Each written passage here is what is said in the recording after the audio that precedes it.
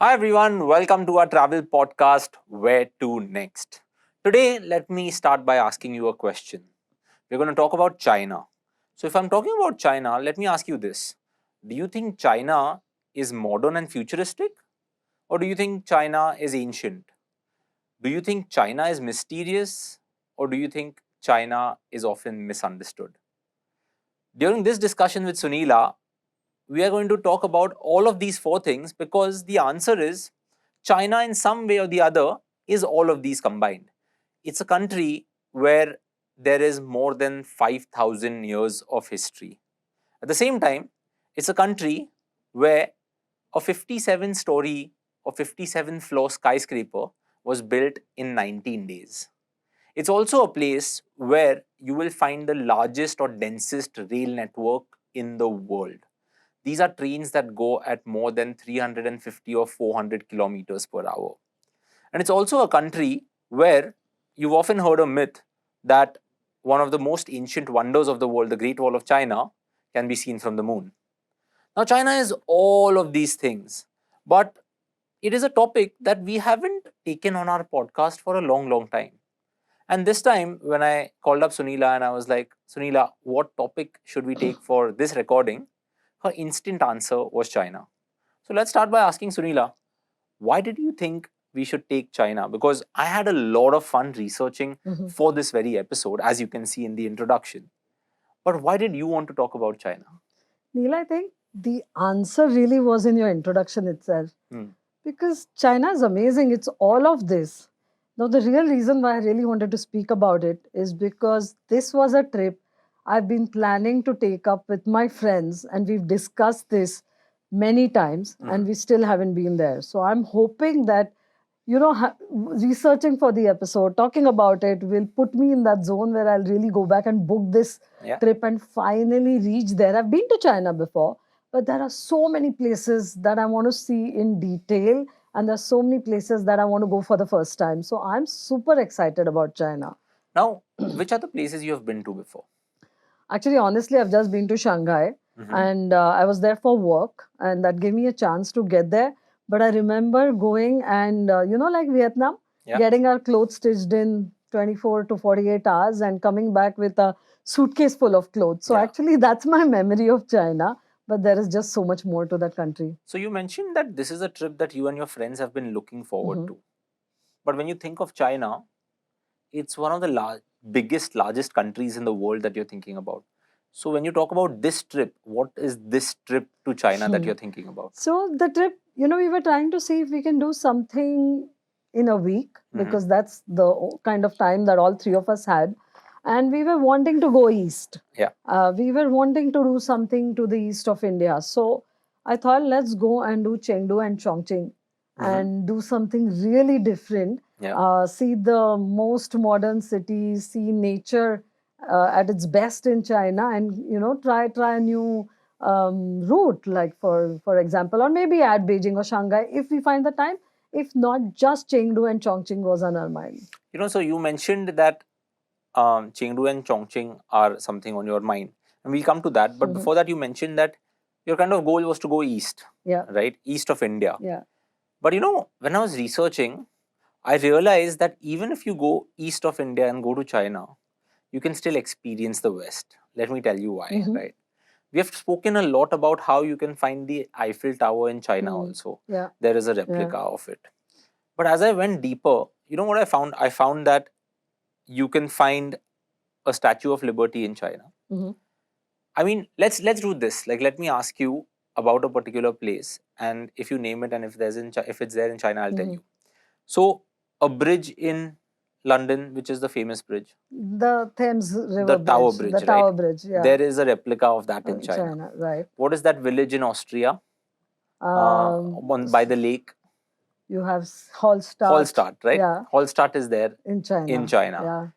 If you are to think about, let's say, something like a mini Amsterdam, it is there in China. China, yeah. If you want a Venice, it is there in China. If you want Paris, they built an entire city that is like Paris in China.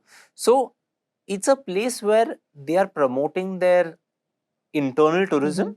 At the same time, you can really It's experience like the the true copy of the word, right? Yeah, Everything you exactly. say is copied in China. But not And anymore. Now it's banned. yeah, yeah, They've banned it because they want to start bringing up their Chinese own architecture. thing. But yeah, you And can also, Neil, experience. it's, I think, like you said in your introduction, on the one hand, you have 5,000 years of history. Yeah. And on the other, you're probably way ahead of the world.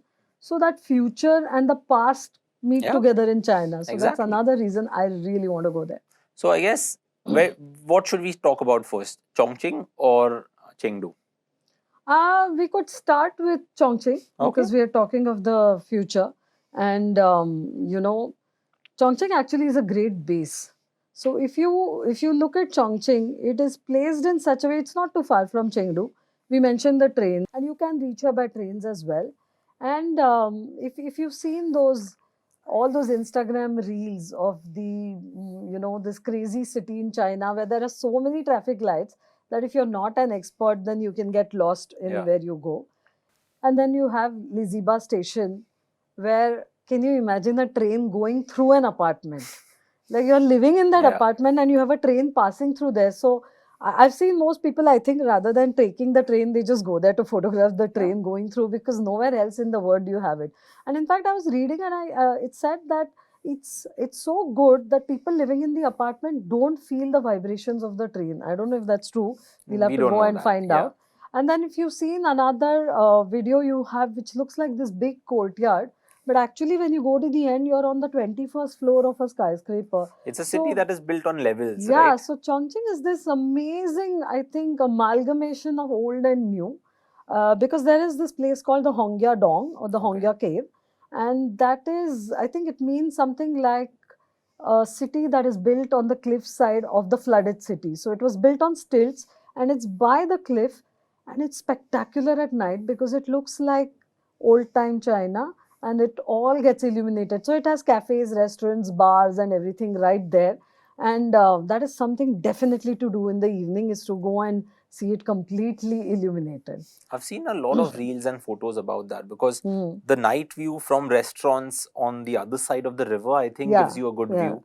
And yes, that courtyard and then 21 stories up, that's quite cool.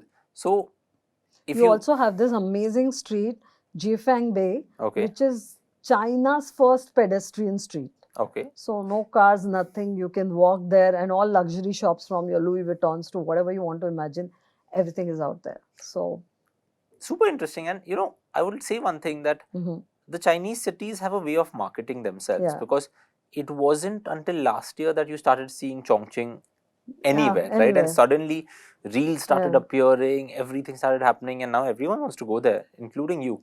So, okay, that's Chongqing. What about Chengdu? No, so before we go to Chengdu, there's another really important part of Chongqing. One is the Sichikao, I hope I'm saying it right, that is the ancient town. But what is also more interesting, they have the Three Gorges Museum. Okay. And the Three Gorges Museum shows you the construction of this super modern, amazing Three Gorges Dam.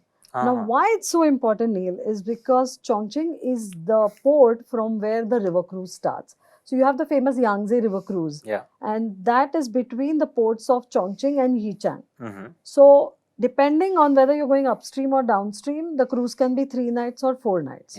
And it's this amazing cruise that goes through these three gorges. Like you see all these Chinese paintings of the mountains covered with clouds and all of that is here. So I think you have the Kutong Gorge, you have the Wu Gorge, and then Shilin Gorge. These are the three gorges. The first one's kind of short. The second one is the most beautiful, and the third one is the longest, where you also have the dam built. So for someone who has the time, that's why I said when we were planning Chengdu and Chongqing, the itinerary just kept on extending, and it went beyond 7 days, because if you're going to be 3 nights on a cruise, then you get off at Yichang, you have to at least add on 1 more night to fly back, right? So 3 nights there. And the way I'm seeing Chongqing, I think at least minimum of 3 nights is what I would do there. So with a combination of cruise, easily you can extend it to 10 days, just doing Chengdu, Chongqing and the cruise. And you mentioned the Three Gorges Dam, right? I remember when I'm in that zone where I want to just find out curious facts.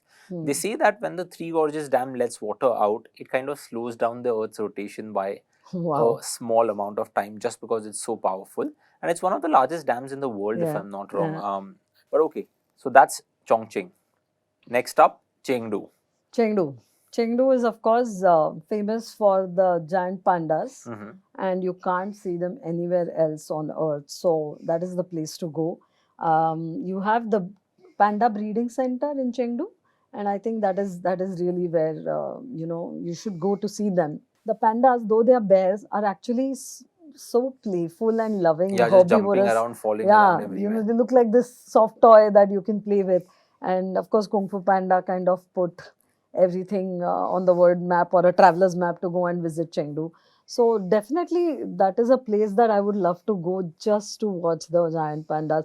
You know, recently we've been planning China itinerary for many of our guests. And when it comes to Chengdu, the first thing they ask me is, but can I touch the panda? If I can't touch the panda, then what's the What's the point? use? Yeah. And I really want to tell everyone that it's not about touching the wild animals. They are still wild. Let them be like that. Like the minute we increase our interaction a bit too much than what is needed, then the effects are not good. And in fact, the giant panda had almost become extinct. I think it's a symbol of amazing, conservational procedures that happen, and they are able to conserve the giant panda. So today it is not extinct anymore, and I think that's a big win. Let's keep it like that and maintain our distance. And I think that's true worldwide, right? Even in Yeah. Australia now, you can't really touch the koalas. Like Yeah. you could take photos earlier, but Not anymore. it's better to let them be on the trees. And the panda eats something like some 40 kilos of bamboo a day also is A what it day. can I do, keep seeing these right? videos. It's Yeah. amazing what they can do. But speaking of the pandas were used back in the day by China as a form of diplomacy. So the US, Russia, South Korea, many of these countries around the world have pandas that were gifted by the Chinese during political meetings and all of that. That doesn't happen anymore, but you can still rent the pandas. And you can rent the pandas for $1 million per year per panda. So it kind Wow. of becomes a rental thing. And rent why and not buy? Just because the panda is so Chinese in every And so shape and form, endemic, right? yeah. That if that panda breeds and has panda cubs, if Yeah, that's yeah. what they are called, right? They are still a property of China. Oh. So that's the entire story where like they were used as a form of diplomacy, but not anymore. Now it is And so they're very so Chengdu. cute. Like, how can you be angry if you look at a panda, right? Like, Yeah. they're so playful. I think it's a perfect tool for diplomacy. Puts you at ease. You Yeah. feel One question I relaxed. had, would you recommend Chongqing and Chengdu on my first visit to China, or should I it be second? I would say second visit. Well, if you have like some 20 days on hand, then 100% add it on Yeah. your first visit as well. But otherwise, it's like someone with me, and I'll go back to Australia because I was in Australia on one of my trips, and a person who had come to Australia for the first time was with me. This was a business trip again, and we were in Darwin and then Canberra. And she was so disappointed because she said, where are the kangaroos and where is the great ocean? So I think it's important to tick off the iconic places first, Yeah. just so it matches your expectations, and then go and discover more in details, the other places that are there.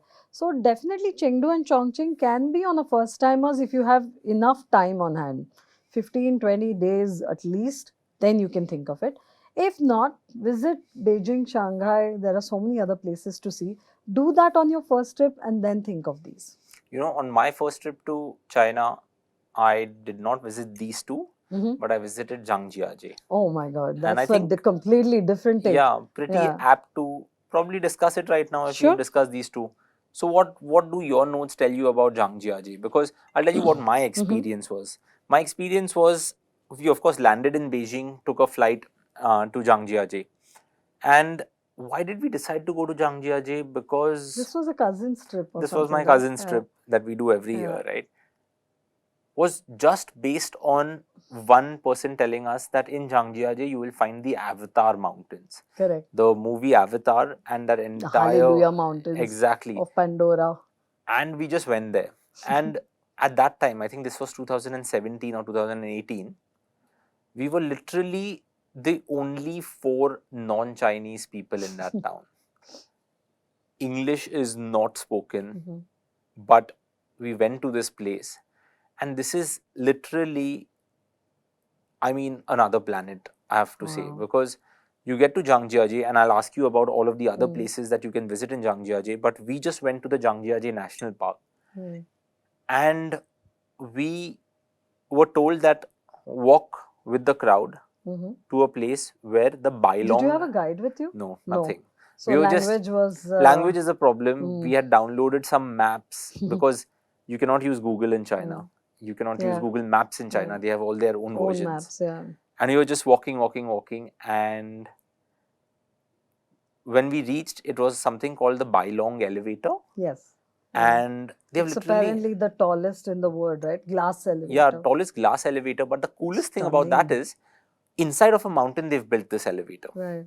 So you get into the elevator. It's a glass elevator, Yeah. and I think it's about a 45-second ride or 50-second ride, and you start going up, up, up, and suddenly the elevator comes out of the mountain, and the entire elevator, like everyone inside the elevator, just goes like, wow, because the view that you get of these pencil shaped mountains is just incredible. And when you watch Avatar, the movie, you think that this is all created by CGI, but the inspiration for that movie came from that national park, and that is like something else. And you can actually hike up to the top and come back down. Wow. We took the elevator up, and we decided to hike down The whole the mountain. whole mountain. It took us about 2 hours, Okay. but it was probably the best experience of my life. And when I was discussing with Heta recently, we sat down and we created a 10-year travel plan. That's I told interesting. her that there has to be Zhangjiajie on Zhangjiajie. that trip, because even if I have been there, I think it is important that we go there again, because And you'll probably Yeah. see more things. More Yeah. things will develop, and but what are those other probably things, missed because we off. didn't get to do any of those things. Right. So my notes tell me that the Bailong elevator goes up 326 meters in 2 minutes, and that it's a 2-level elevator. So I don't know. Maybe it was. I it's think new it was. or- I don't remember yeah. now. And it's, honestly, Neil, I started thinking of Zhangjiajie when you took the trip. Yeah. When all of you went there, that's when I said, hey, what is this? And then I realized these were the so-called Avatar Mountains, the Hallelujah Mountains, and Pandora's Word, and all of that. So even I remember watching the movie and being so like awestruck that this looks amazing. Like, how could even CGI think of something? Yeah. But I think it comes back to it that it is nature and not CGI or AI that really makes these things. Yeah. It's made in nature and then enhanced or adapted by. Yeah, you get inspiration by, about that, yeah. right? Yeah. So I've been reading about it, and I realized that you have to at least give it 3 nights. I would say 5 nights. 5? Yeah. Okay, 5. There we go. Yeah. Because there's a lot of hiking, walking, trekking that you can do there. One mountains you mentioned, the Zhangjiajie, which is what you went and saw. But there is also the Tianzi mountain, Yeah. where you also have a cable car that goes up. And everything that I've been seeing, there are a lot of small stalls where you can eat Yeah. and taste the local food, a lot of walking paths and the other things.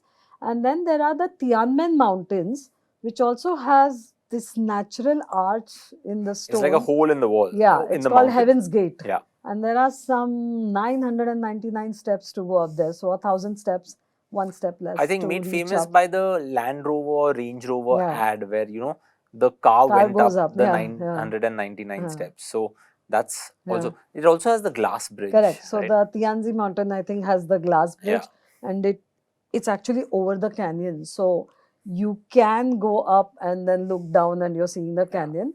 You also has the cliffside bridge that goes up. So on the one hand, everything is glass out there. Either you're crossing the canyon and you're looking down, or you're walking across at that height. And you've seen all these funny videos of people doing the cliffside walk on this glass bridge. Very scared. And, But I don't think it's that scary. They're just being funny. But I think there's also zip lining and bungee jumping out there. And also river rafting. Yes. So there's like a very gentle river that goes through Zhangjiajie town. It kind of takes you, like, it's a very nice, easy. There's a beautiful one called the Golden Whip Stream. I don't is know what whether they it's call the same it. one. So I've seen a lot of people walking. So yeah, see, we've added 4-5 nights in Zhangjiajie. Yeah. Chengdu 2 at least. Chongqing will be like 3 or 4. And then Zhangjiajie 4 there. You have like 10 to 12 days right here. And all of these three cities that we've discussed will not probably feature on anyone's first time to China itinerary. Yeah, But definitely. in many ways, I would say if you really want to experience something different, something out of the ordinary, do these three cities first. Yeah. Because a direct flight to Beijing and Shanghai is generally there, right? You know, another interesting way to get to Zhangjiajie Hmm. is not Beijing or China. You can say a part of China, maybe now, is a train from Hong Kong. Direct. A direct train from Hong Kong. And I was working out a program for someone, and that's when I realized that a train from Shanghai takes longer to Zhangjiajie rather than a train from Hong Kong. And it's only 6 hours, 40 minutes. It leaves at something like 8 in the morning, 8:15, and 3 o'clock you are in Zhangjiajie. And the trains in China are pretty They're comfortable. Like if amazing, you like go you for first class or mentioned. something, Yeah. it's like incredible. I mean, the speed you mentioned, right? 200 to 80, 300 kilometers at least Yeah. is what they travel at. So, if you've done China and you want to still do Zhangjiajie, then go to Hong Kong. Hong Kong is always a good idea. Yeah. Shopping, eating, food. And then just take the train and come to And that can Zhangjiajie, be one stay trip there in itself. and go back. So, combining it with Hong Kong is also a really good idea. That's a great idea. Yeah, I had not thought about that, but you could probably, because sometimes you think that okay, I'm going to Zhangjiajie, might as well do Beijing, might as well do Shanghai. Maybe okay. Yeah. So Sunila, we've spoken about Zhangjiajie, Chongqing, Chengdu. Before moving on to the next city, let's talk about the food a bit, right? Because a common misconception is that I love Hakka noodles and chicken Manchurian. And whenever And someone, Szechuan yeah, sauce. someone goes to, and Szechuan sauce. And when someone goes to China, they are expecting that food. Yeah. But you don't get that.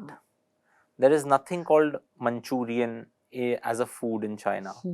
You don't find Hakka noodles. Food we grew up right? with, right? But if you research about the food in China, you'll find a few distinct cuisines, right? There is the Sichuan food.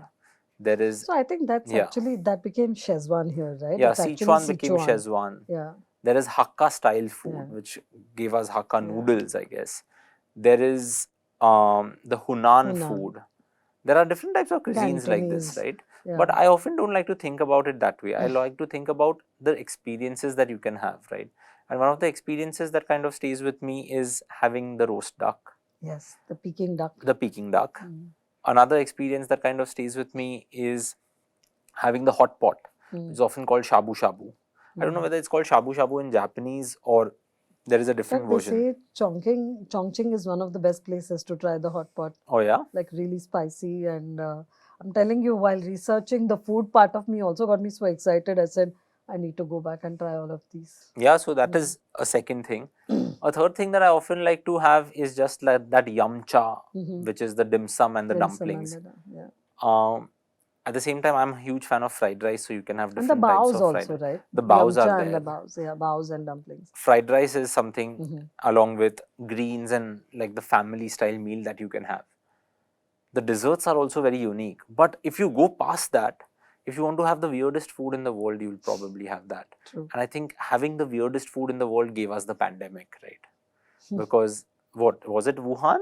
Oh, it was Wuhan. Wuhan that the gave wet us. markets in Wuhan. And they say that someone decided to have a bat, and that's how COVID-19 was transferred from bats to us, and then that was there. But what are your, like, what are some of the things that you would try if you were to make a trip to China? So, actually had a chance to go out and have a Chinese meal with a local, and it was interesting because you know, at that point I wasn't in the mind to experiment too much, but I still wanted to try. So we had chicken with chili oil. Okay. Now it was really nice. There were some chicken wings in chili oil, very tasty, but it was cold.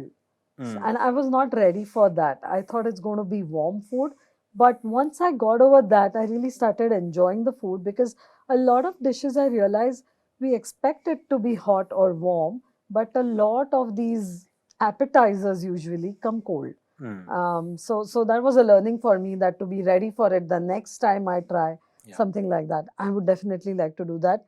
My introduction to Chinese food outside India actually happened in the China market in London, where I used to go. I think for the last 25 years, I've been going to the same restaurant there, and it's changed names, it changed places. but the food is still as good. This is the dumpling place that you keep going to. The dumpling Harbour place, City. Harbour City, but they've changed the name now, but we still recognize it just by the sign. So it's right on Gerrard Street in London. And I think that was as authentic to Chinese food as you can outside China, right? So again, there I saw that, of course, the dim sums are there, the sui muis and the prawn hargaos and all of that. And you end up ordering a lot of that. So I actually want to go and have that experience in China. I want to do the yum cha out there and see that. And the other thing that we've often had in Singapore, the chicken rice and all of that. So those are a few things that I would like to try. But you don't really get chicken rice You there. don't get it out there. It's more Singapore, right? Yeah.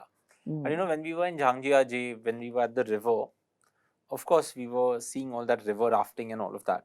But we saw a fisher fishing boat just catch some fish, and it was red in color. So when we walked close to it, it was crayfish, which looks like a shrimp or prawn. But and then what they were doing is that the restaurant was right next door. They were just dumping it there, and you could just have the crayfish with some sauce, and that was probably the best meal we had out there. So that is that. You can also have super interesting noodle buffets there.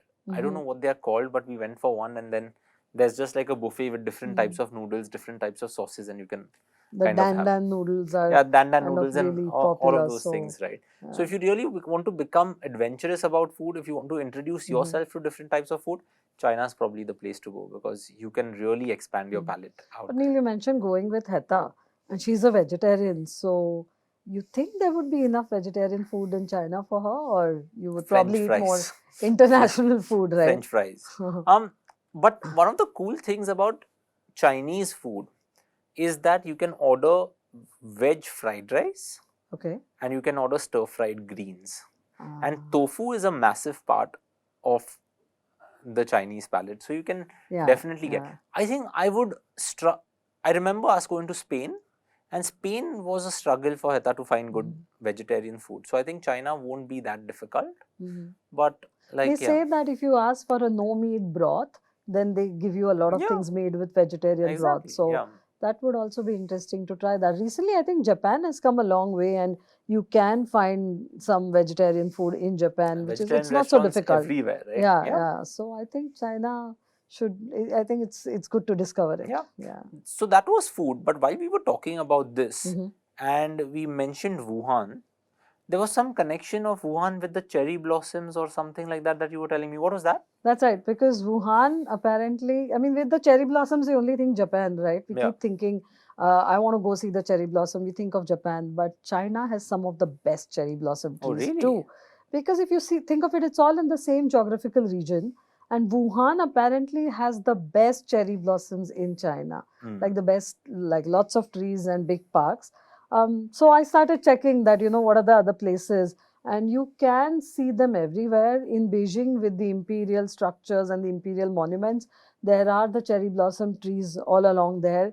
In Shanghai, you have a park called the Gusun or Guchun Park, where also you can see a lot of the cherry blossoms, and they have this big giant wheel and like a wheel, and one of the most famous photos is the cherry blossoms against that wheel.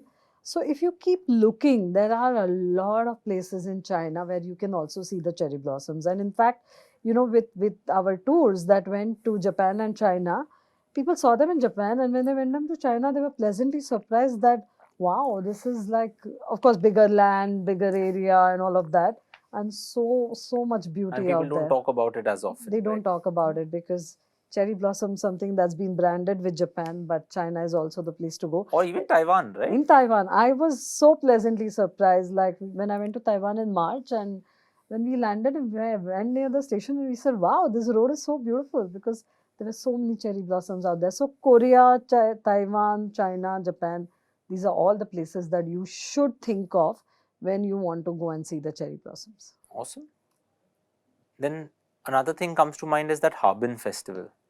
That is also like ice sculptures, the snow festivals and all of that you can do in China. In fact, Neil, there are so many similarities with Japan if you think of it, right? You have the Sapporo, you go up there to see the ice festival.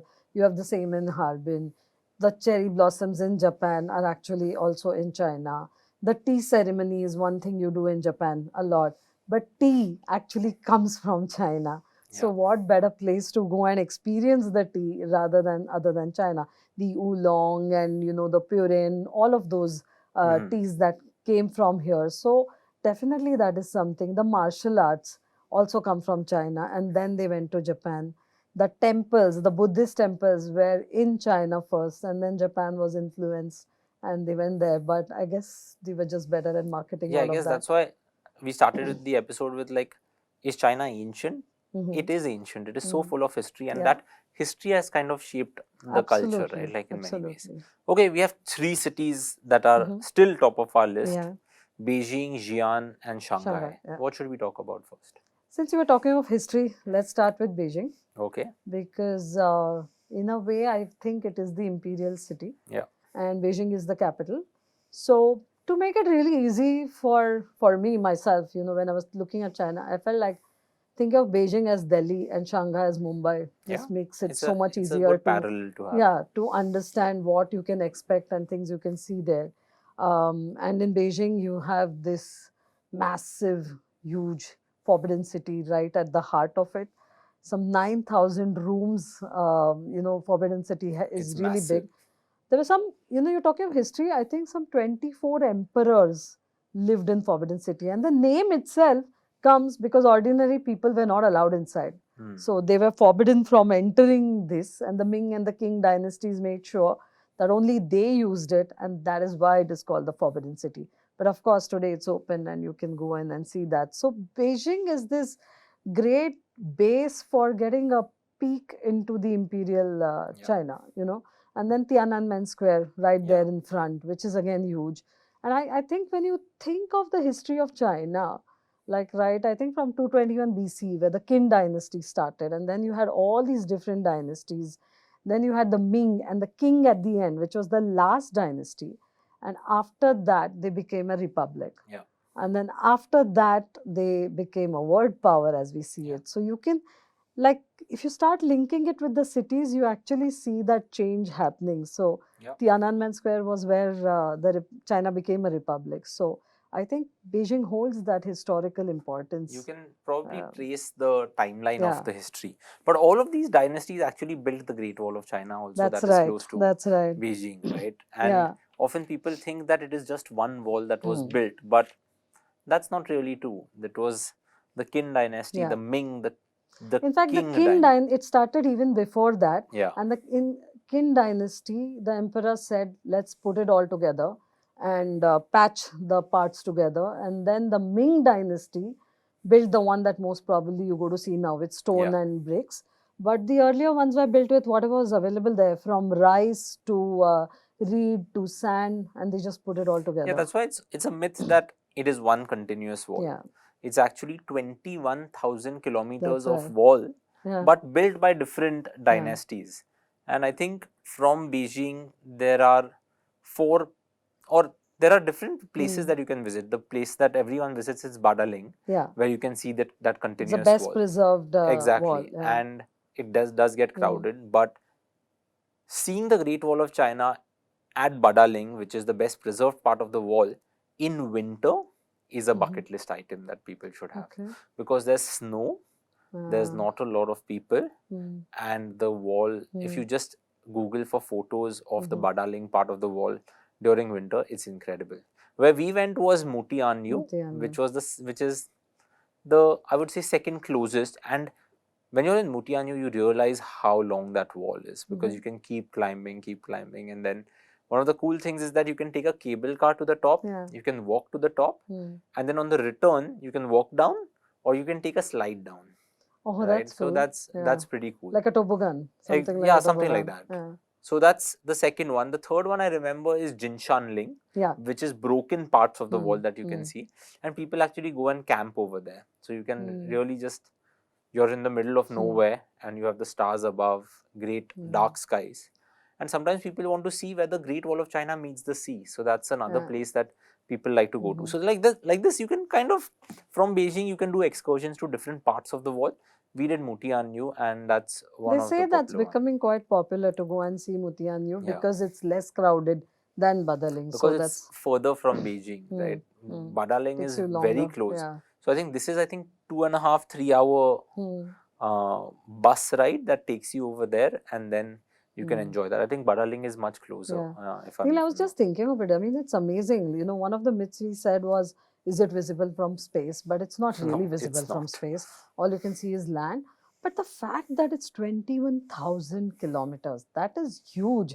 I mean, you know, to put it into perspective, I was just checking, and from Mumbai to Calcutta is some 2,200 kilometers, Oh right? yeah, if you So put it's it that. 10 times the distance from Mumbai to Calcutta. Which also shows you the extent of how wide Yeah. China really is. Yeah.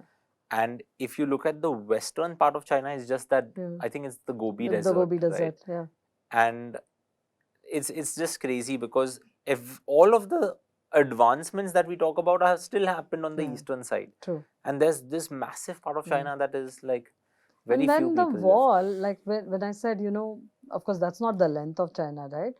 But one thing to remember is the Great Wall is not a straight line. Yeah. It's like a serpentine area. So it's amazing. And of course, built to keep the nomadic tribes and the Mongols away. And when you go closer, you can see all these watchtowers that they had. Yeah. And for passing messages or something. But I think it's wide enough to let horses go on top also at certain areas. It it's quite it an was enigma. built that I think 4 or 5 horses should be able to Go at walk one together, time. right? Wow. And then there are many legends also of the wall, where one of the stories I remember was that one of the wives of one of the laborers went to find her husband who was working on the Great Wall. Right. And then she was told that, while building the Great Wall, he perished. And it is said, of course, this is a legend, right? Yeah. It is said that she cried and she was so upset that that cry broke a certain piece of the entire wall. And when that wall broke because of how loudly she cried, the human remains of all of those people who were buried while building the wall also were shown. So it gave rise to many stories where to build such a wall, people had lost their lives, a good amount of engineering had to be done, and all of those things that kind of come up. So there are many legends. When you go there, the guide definitely tells you a lot of these things. So yeah, that is Beijing. What next? We spoke of the Great Wall. Let's speak of the other wall in China. And this is actually, and also the buried soldiers, right? I think it all just links it together because Xi'an has the Xi'an city wall as well, which is really imposing. I think it's taller than the Great Wall and was built to protect the city again. So what happens is when people go to Xi'an, I think the whole focus is on the Terracotta Army warriors. But it does have a beautiful city wall, which is also something that you should tick off if you're in Xi'an for sure. So I think Xi'an is something you should mention. We should also mention because it was the earlier capital. And at that point, if I'm not wrong, it's the Tang dynasty which called it Chang'an, which meant the land of eternal peace. Eternal peace or not, but they really developed the area. And during the Qin dynasties, when Xi'an was really, really popular, and then they changed the name later. And that's how, talking of legends, you spoke of the legend of the Great Wall. There is a legend about the Terracotta Army warriors also. So the story goes apparently like the Emperor Qin. He was worried about dying. He was petrified about mortality. He wanted to live forever and all of that. And so he said his court, the alchemists and everyone, they started creating potions for him to make his life longer. And the irony is that apparently the potions had mercury, which could have caused his death. So they say that they discovered the Terracotta Army, the warriors, and they know that his tomb is also there, but they are not opening it because they are scared that there will be rivers of mercury flowing through there. So they don't want to touch that. But the Terracotta Army warriors, I think what I read, I haven't been there. I've been, but you can tell me more about it. But they say that it's 3 pits, and the biggest one is the size of 4 football fields. And so that's what they say. When I was there, they have opened 3 pits. There are many more pits that they have still not opened. More than 6,000 or 8,000 soldiers. And one of the cool things of the Terracotta Army is that the soldiers were built to protect the king in the afterlife and all of that. Something similar to why continuing the story. The pyramids were built and all of that, right? So all of the soldiers, like the soldiers have been so intricately designed that it's their their facial Expressions. features are Ah. similar to the actual soldiers, right? And they say that And they're individualistic, right? They're yeah, not like cut out of one mold. no, they are like, Wow. and then I think archaeologists, at least they say, the guide says that they are trying to find more and more of them, and as they like as more and more soldiers get revealed, the army just keeps on increasing. So it's a good place to visit. If you ask me honestly, would I put Xi'an on my first trip to China? I wouldn't, but that was after I made that trip. I would put Zhangjiajie over this. I would probably put Chongqing over that, but that's my personal preference. Many people think otherwise. I've spoken to many people and they say, how can you say that? Like the walled city of Xi'an and the wall is pretty cool. The Terracotta Army is pretty cool. And everyone who wants to go to China really wants to go and visit that place. So, and then the farmer who discovered it, I don't know if it still happens, but the farmer who discovered it is often at the gift store signing books for you, like I mean, is he still alive? I don't know, like that's what the guy told us, and this Because could it was be discovered in 73, 74 or something. So probably exactly. he's really He must old be very now. old, right? I don't know. So yeah, that was Xi'an. Anything else on Xi'an? I think that's good. The Terracotta Army warriors are soldiers, chariots, and horses. So and then they had one command center, which is the smallest one. So it was not just the army, but the whole working Xi'an of those times is what you actually see now. So he wanted to take everyone with him in his afterlife, but he's left it there for us to see, I think. Yeah, and worth visiting. Definitely. For many. Yeah. Okay, now let's come to the place that you have been to, that is Shanghai. Yes. What was Shanghai like? Shanghai was pretty amazing. With whatever little time I had, I went to the Bund, the waterfront area. And when you stand there, on the one hand, you have the Bund, which is what the colonials built. So you have colonial looking buildings on one side. And then you have Pudong, where it's like looking into the future out there, right? With the Shanghai skyline, the Shanghai Tower, which is so distinctive. And one thing I want to say about these places, and which I find about a lot of places in China, anyways, is see it in the day, but also go back and see it in the evening. Yeah. Because the illuminations are stunning. Like now you have to drone go back. shows and everything that happen, right? So stunning, right? So definitely go out and see it in the day. Then take your time out, relax if you want, but go back and see it in the evening too. So Shanghai was amazing. The Yuyuan Garden is really pretty, and I'm sure it'll be blossoming right now with in spring season. April and May will be quite stunning to see that. And like I mentioned, I also got my dresses stitched in 24 hours. So Shanghai is everything you would expect a modern city, and I think keeping up with Shanghai is a challenge for everyone, right? And I think it's also a good way to bring in travel tips for China. And when you were mentioning this now, one thing I remember that if someone is traveling to China, I always tell them travel in a group. Because when you travel in a group, you can experience it better in terms of the food and drink also, because you can order multiple things and you can try 100 different things. Because I can guarantee you can't do a trip to China without making a mistake of ordering something that you don't eat. Because the menus are so confusing.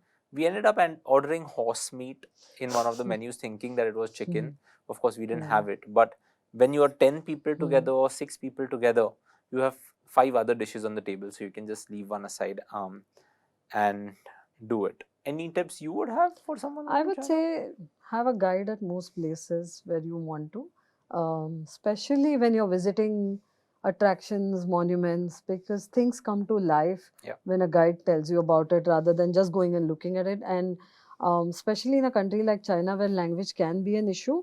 And if you're short on time, a guide can make things so much faster and easier, because then you don't have to keep looking for things. The same thing, like you said, going in a group, or even if you're an individual, private group or small, have a guide, because it'll just make your journey so much easier. You will get into smaller places which otherwise you wouldn't know about, right? Like say in Beijing, you have the hutongs, which are these narrow alleyways with courtyards where the guide can tell you the best places to go to, or he can take you there. Or, for coffee lovers like us, Shanghai is one of the best places, because in Shanghai they have something called the French concessions.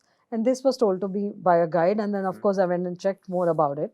So the story is that, after China opened for trade with the world, all the European forces started coming to China, and there was the Opium War.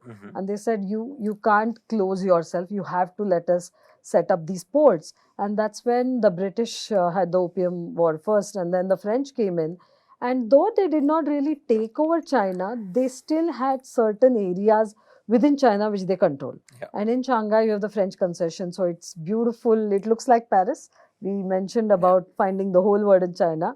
The Shanghai concessions are some such places, and then you have some of the best cafes, or just to go out in an evening and walk. Because sometimes I feel when you're seeing in countries like China where there's so much to see and do, it can get overwhelming and you just want to relax for some time.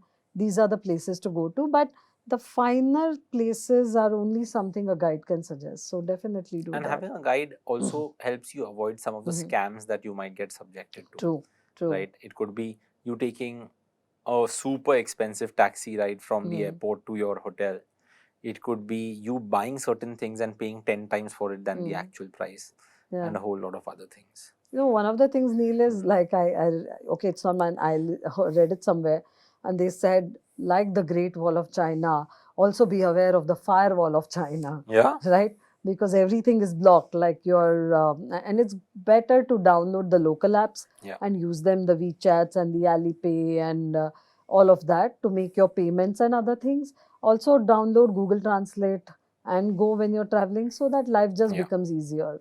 Like, language should not be the barrier. Download Google Translate and download the language, because download the language. True. Otherwise it won't really work. Awesome. We've not discussed Shenzhen, we've not discussed Guangzhou, and I'm sure there are many other places that we kind of haven't discussed. But yeah, in all, a good episode. How would you like to end it?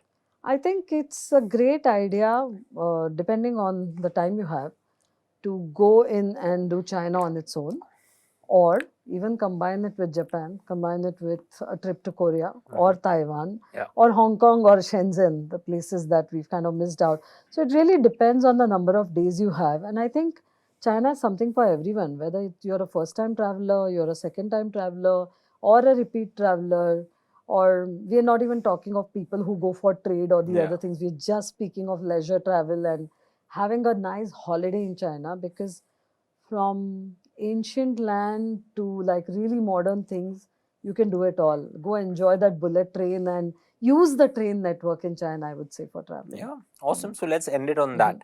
Like I said at the start, right? Is China ancient?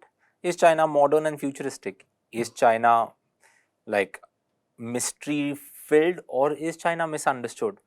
Maybe we gave you an answer to each of these things, but what do you think? Let us know in the comments, and we will see you on the next episode of Where to Next. Thank you so much, and if you like this episode, do give us a like, hit the subscribe button, and tell your friends and family about it. See you. See you soon.